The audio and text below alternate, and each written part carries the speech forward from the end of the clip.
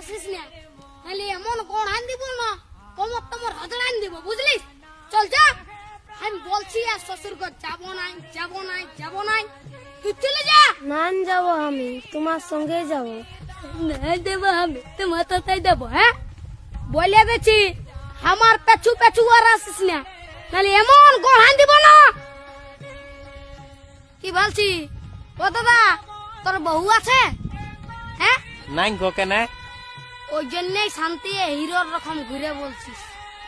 আমাকে দেখ, আমার আলোক কিটিয়া পেছনে পেছনে, আমার পেছনে পেছনে আসছে, বুঝলি? দেখ তো কোথায় যাবে বউটা? তোর পেছনে পেছনে যাবে নাহলে কি আমার পেছনে আসবে? এই,